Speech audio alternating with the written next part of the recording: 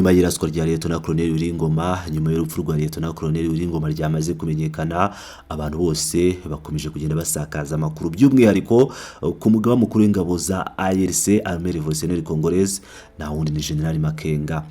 No kuvuga ngo nyuma ya drone yarashe irubaya, nyuma y'igitero cya drone cyarashe irubaya, aho leta ya Kinshasa, leta ya Tshisekedi yateye igihombo abakunzi ba AFC M23, yateye igihombo M23 nyirizina, ndetse na Armée Révolutionnaire Congolaise. By'umwihariko izi ngabo za Armée Révolutionnaire Congolaise zifite umuvugizi ukomeye cyane batazira kubera ibyo yakoreye abacancuro b'abanyaromania ubwo bavaga mu mujyi wa Goma.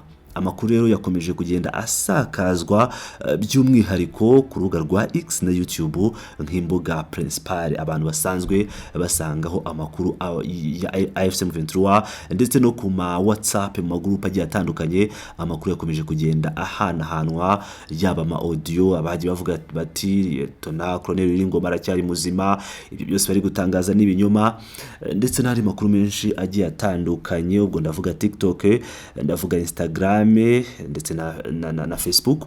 Izo mbuga nkoranyambaga zose ziri kuvuga kuri aya makuru. Niyo mpamvu ibihuha byo byakomeje kugenda biba byinshi. Abari kuvuga ngo General Makenga nawe yarasiwe muri iki gitero, abandi bakavuga amakuru menshi agiye atandukanye. Nuko igihari iki gitero cyabereye aha muri iki gice cya Rubaya, ni igitero giteye ubwoba kandi cyababaje AFC M23 yose muri rusange. Tugiye garuka rero ku byabaye ku rugamba, mwumve neza ibijyanye n'aya makuru n'izi saha maginga ya mu gihe hashize igihe kirenga umunsi, amasaha 24 yamaze kwirenga. Uyu Lieutenant Colonel Wiringoma umuvugizi wa AFC M23 ashize mu mwuka, ariko hari abantu batarabyemerana cyane ko AFC M23 itaragira ikitangaza ku mugaragaro, kuko amatangazo yose yakomeje kugenda ajya hanze yari ibihuha. Twese twadutegereje kumenya ngo AFC M23 iratangaza iki, ni ryari, biragenda bite. Kubijyanye na General Sultan Makenga, abantu benshi bakomeje kwibaza bati yarari he, byageze bite. Amakuru ahari, nyuma amakuru akomeje gusakazwa ku nkoranyambaga, biratangazwa ko umuyobozi w'ingabo za AFC M23 ameze neza, kandi ko ibi muvugwaho ku mbuga za internet nta bimenyetso bifatika bifite, ndetse nta rwego rwemerwa rwigeze rubyemeza. Mu bihe by'intambara, amakuru ibihuha, icyo bita rumors, akunze gukwirakwizwa ku bushake cyangwa kubera urujijo rwaho ibintu bigeze, akenshi agamije guca intege abarwanyi cyangwa abayoboke. Ubwakanya turi kuri AFC M23 gushyira igitutu ku ruhande runaka cyangwa guteza urujijo mu baturage. Niyo mpamvu amakuru nk'aya akwiye gufatanwa ubwitonzi cyangwa kumvanwa ubwitonzi. Abantu mu makuru muri buze kugenda mukurikirana muri aya masaha cyangwa muri iyi minsi, kuko urugamba rwo nibwo rugitangira. Amakuru mfite nuko hari inama ikomeye cyane yabaye, aho yahuje abayobozi bakomeye muri AFC M23 bakicara bakiga ku kigiye gukurikiraho. Iyi nama nakomeje kugenda nkurikirana ibyayo, ariko ibyavuyemo ntabwo ndabimenya neza, ariko igihe nuko hateranye inama ikomeye cyane. Ni ukuvuga ngo mu gihe inama iri buze kwemeza ko bari buze kwihorera, mu gihe inama iri buze kwemeza ibiraza gukurikiraho by'umwihariko, kuko amahanga yamaze kubona ko leta ya Kinshasa yamaze kuviola CCLF. Ibyo rwose ni ibintu byamaze kubonwa n'amahanga yose, cyane ko ibitangazamakuru mpuzamahanga byose byamaze kwibona, ndetse na leta ya Kinshasa FARDC igisirikare cyabo cyasohoye itangazo bigamba urupfu rwa Lieutenant Colonel Wiringoma. Nyuma y'iminota mike bahita basiba iryo tangazo. Ni ibintu byateye urujijo, ariko abakurikiranira hafi iby'imirwano bakaba bavuga ko mu by'ukuri impamvu basibye ubu butumwa ari uko bari kwishinja kuba bavyoye CCLF. Amahanga, Leta Zunze Ubumwe za Amerika bahora bapfukamira, bakubita ipfukamiro zo hasi, basaba ko yabafasha kurwanya M23. Yamaze kubibona. No kuvuga ngo ibintu bigiye kuba nagatangaza. Kinshasa, intare zasarambwe zishobora kuhagera igihe cyari cyo cyose. Dukomeje ku nkuru ya Lieutenant Colonel Wiringoma, reka tubabwire inkuru ikomeye cyane nk'uko tubikesha iki cy'amakuru gikomeye cyane cyitwa Africa Arabia. Iki kinyamakuru cyandikirwa n'umunyamakuru Christophe Rigo, akaba yavuze amakuru akomeye cyane ku rupfu rwa Liyetona Colonel Wiringoma nk'uko tugiye kukibasomera amagingo aya. Yagize ati Repubulika ya Demokarasi ya Kongo, umuyobozi mukuru w'inyeshyamba yishwe, intambara ihinduye isura. Niyo titire y'inkuru, mwumve ko ibintu bigiye guhindura isura. Yakomeje agira ati Wiringoma, umuvugizi wa gisirikare wa AFC M23, yishwe n'igitero cya drone kuri uyu wa kabiri. Iki gitero cyari kigamije umuntu runaka. Ni igihombo gikomeye ku nyeshyamba kandi kirerekana indi ntera nshya mu ntambara. Dore ibisobanuro. Ni ukuvuga ngo mbere yuko dukomeza muri iyi nkuru, target yari General Makenga.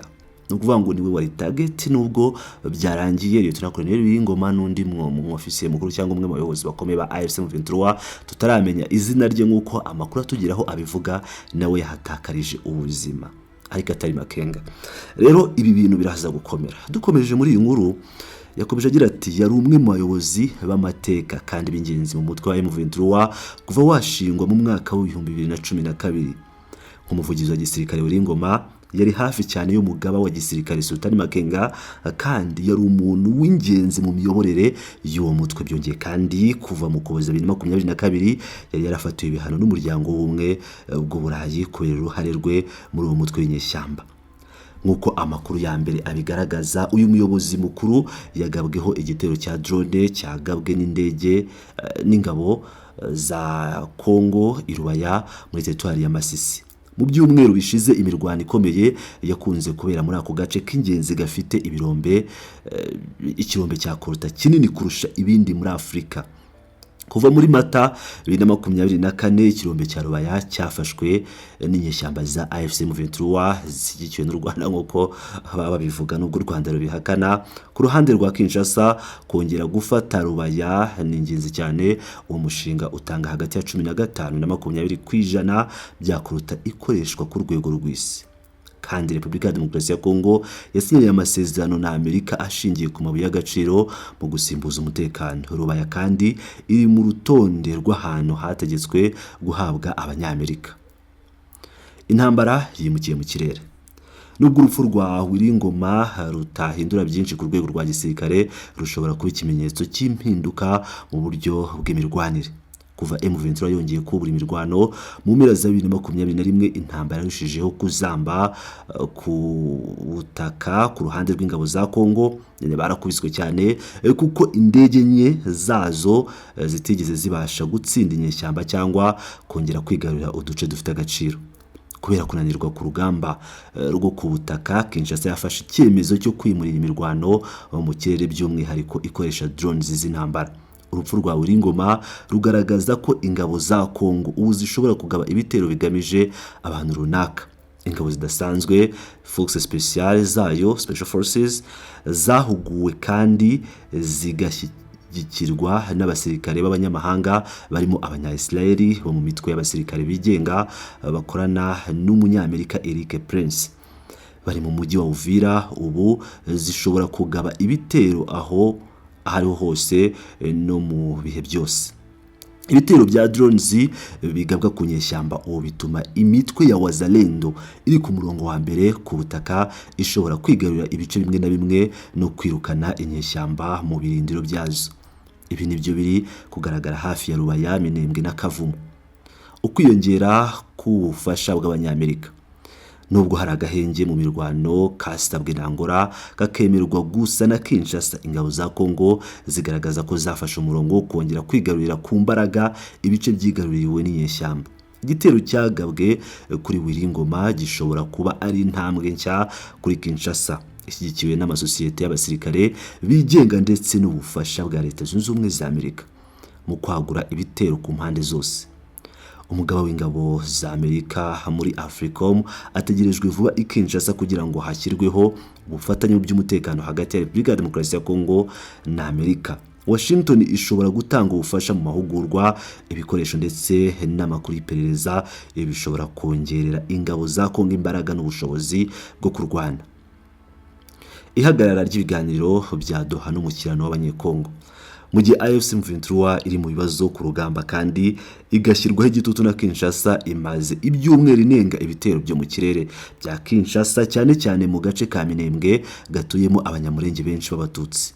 by'umwihariko igitero cya drone cyahitanye Wiringoma gishobora gusobanura ihagarikwa ry'igihe gito cyangwa burundu ry'ibiganiro bya Doha, umushyikirano w'abanyekongo ndetse no kunanirwa k'ubuhuza bwa Angola nabwo bugaragara nk'ubutaragize imbaraga cyangwa ingaruka ku guhosha intambara yo muri Kongo. Iyi ni inkuru ya Christophe Rigo wo muri Africa Arabia, ni ikinyamakuru ndacyo cyandika ku bikomeje kubera mu burasirazuba bwa Repubulika Iharanira Demokarasi ya Kongo. Ngira ngo nk'uko mubyumvira ibintu abagishidikanya ngo ese Lieutenant Colonel Wiringoma yaba yitabye Imana, twiyakire n'agahinda n'amarira rwose. Hari ababuze ibitotsi, hari abari bari kuvuga ngo ntabwo turi bubone ibitotsi, ijoro biragoye kurirenza, gusa n'agahinda gakomeye cyane kuba kunda AEC, kubakunda amahoro, kubifuza ukwishyura ukizana muri Repubulika ya Demokarasi ya Kongo, by'umwihariko muri Est mu burasirazuba. Nshuti bakunzi bacu ba Pilot News TV, ndakomeza kubana namwe mbagezaho amakuru menshi agiye atandukanye. Icyo mbasaba ni ukugumana nanjye mukanda subscribe, like na share.